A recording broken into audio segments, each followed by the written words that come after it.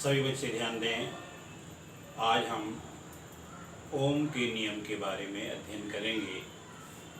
ओम का नियम क्या है, इसको किस प्रकार से उपयोग करते हैं, ये बातें आज समझेंगे। इधर ध्यान दीजिएगा।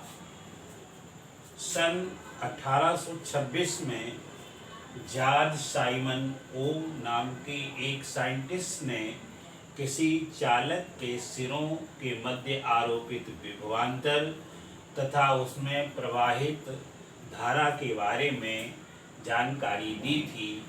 इसी को ओम के नियम के रूप में जानते हैं। अब ओम का नियम क्या है, इसको अच्छी तरह समझने के लिए सबसे पहले आपको इस परिपथ के बारे में समझना होगा। सभी बच्चे ध्यान दें। यहाँ पर ए बी एक कंडक्टर है, एक चालक है जिसको बैटरी के साथ जोड़ दिया गया है और इसी परिपथ में एक एमीटर धारा की मापने के लिए लगाया गया है और वोल्ट मीटर इसके समांतर क्रम में लगाया गया है ताकि इसके सिरों का विभवांतर मापा जा सके। एक रियास्टेट या धारा नियंत्रक लगाया गया है जिससे धारा को कम ज़्यादा किया जा सके। परिपथ को बंद करने और चलाने के लिए कुंजी लगी हुई है और एक बड़ी बैटरी लगी हुई है। अब जब हम रियास्टेट के द्वारा धारा को कम ज़्यादा करते हैं तो इसमें इस परिपथ में प्रवाहित होने वाली धारा में परिवर्तन होता है। इस परिवर्तन को एमीटर द्वारा पढ़ लिया जाता है और इसके साथ ही साथ चालक के सिरों ए बी के बीच विभवांतर में भी परिवर्तन होता है जिसको वोल्ट मीटर के द्वारा पढ़ लिया जाता है। तो सभी बच्चे समझ रहे होंगे, इस परिपथ के द्वारा हम इस चालक में प्रवाहित धारा और इसके सिरों के बीच का विभवांतर माप सकते हैं। इसको मापने के बाद एक ग्राफ प्लॉट किया गया, जैसा कि आप सामने देख रहे हैं। न्यूमेरिकल वैल्यू ये हो सकती है, इससे अलग भी हो सकती हैं। ये समझने के लिए मान लीजिए ये 1 volt 2 volt 3 volt 4 volt 5 volt ये वोल्टता है। इधर एक्स एक्सिस पर, वाई एक्सिस पर करंट है 10 ampere 20 ampere 30 ampere 40 ampere and 50 ampere so on. अब ये विभवांतर है और ये धारा है। अगर हम ध्यान से देखें तो हमारा ओ एस जो वक्र है वो ओम के नियम का वक्र है। इसके बिंदु P पर अगर हम क्या निकालें, V/I निकालें तो V का मान है 1 और I का मान है 10 और सॉल्व करने पर ही आ जाएगा 0.1 ओम। इसके पश्चात अब Q पॉइंट ले लें। Q पॉइंट पर इसका मान वोल्टता कितनी है, 2 वोल्ट है और करंट 20 है और जब इसको सॉल्व करेंगे तो 0.1 ओम ये भी आ जाता है। अब इसके बाद अगर तीसरा पॉइंट R ले लें तो R पर ध्यान दीजिए, वोल्टता है 3 वोल्ट और करंट है यहाँ 30 वोल्ट। अब इसको सॉल्व करें तो ये आ जाएगी 0.1 ओम। आप देख रहे हैं V/I का मान यहाँ पर नियत है यानी कांस्टेंट है।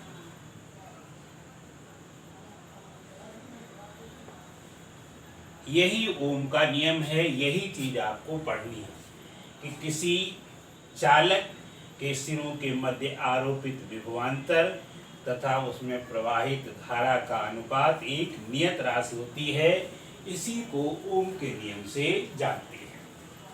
इधर ध्यान दीजिए। यहाँ तो ओम का नियम क्या है, अब इसको किस तरह से स्टेट किया गया है अंग्रेजी में पहले आप देखें।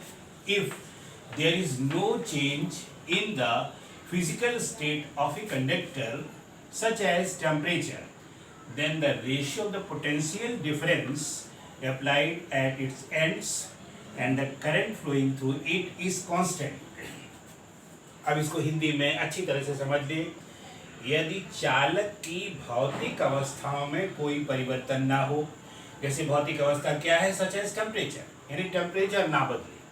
तो फिर से एक बार, यदि चालक की भौतिक अवस्थाओं में कोई परिवर्तन न हो तो उसके सिरों के मध्य आरोपित विभवांतर तथा उसमें प्रवाहित धारा का अनुपात एक नियत राशि होता है। इसी को ओम का नियम कहते हैं। सभी बच्चे समझ गए होंगे। फिर से एक बार इसको चाहे जिस तरीके से कह दें, आपको यही राशि बोलनी है। जैसे if there is no change in the physical state, यानी भौतिक अवस्था में कोई परिवर्तन ना हो कंडक्टर की, देन रेशियो पोटेंशियल डिफरेंस तथा करंट का रेशियो एक नियत राशि होता है। सभी बच्चे समझ गए होंगे। फिर मैं एक बार दोहरा दूं, बिल्कुल सरल है। यदि किसी चालक की भौतिक अवस्था में कोई परिवर्तन न हो तो उसके सिरों के मध्य आरोपित विभवांतर तथा उसमें प्रवाहित धारा का अनुपात एक नियत राशि होता है। इसी को ओम का नियम कहते हैं। अब इधर ध्यान दीजिए, इस चीज को आप ऐसे भी लिख सकते हैं। ध्यान दें, if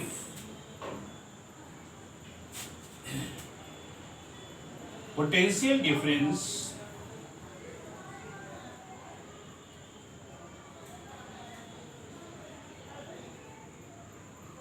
between the ends of a conductor B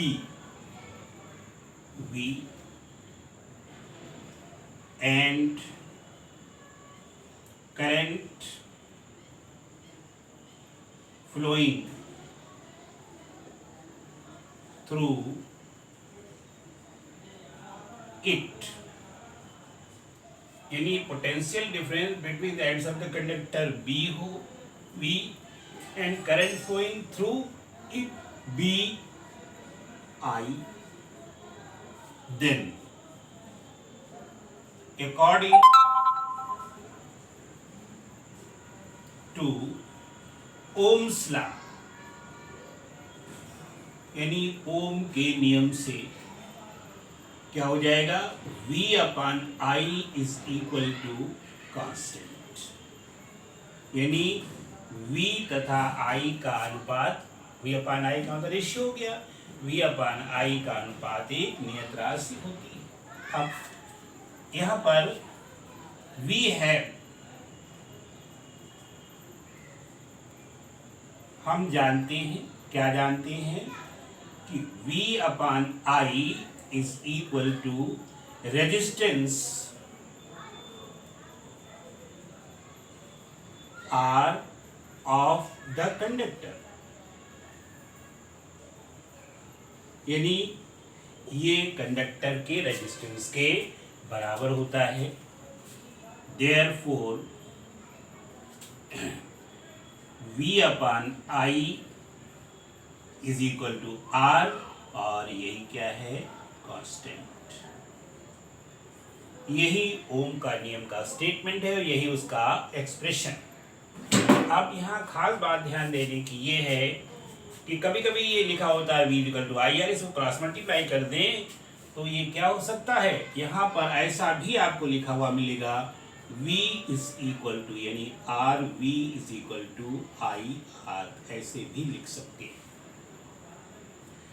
यहाँ पर खास बात ध्यान रखने की ये है कि ये जरूरी नहीं है कि सभी चालकों के लिए V/I एक नियत राशि, ये केवल धात्विक चालकों के लिए उन्होंने निकाला था कि धात्विक चालकों में ऐसा होता है।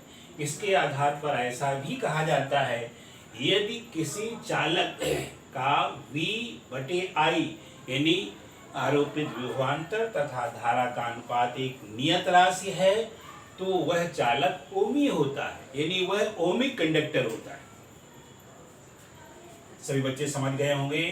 अगर कोई आपसे पूछ दे कि ओमीय प्रतिरोध क्या होता है तो आपका उत्तर होगा, यदि किसी प्रतिरोध में आरोपित विभवांतर तथा उसमें प्रवाहित धारा का अनुपात नियत हो तो वह एक ओमीय प्रतिरोध होगा, और अगर ये नियत नहीं है तो वह प्रतिरोध ओमीय नहीं होगा।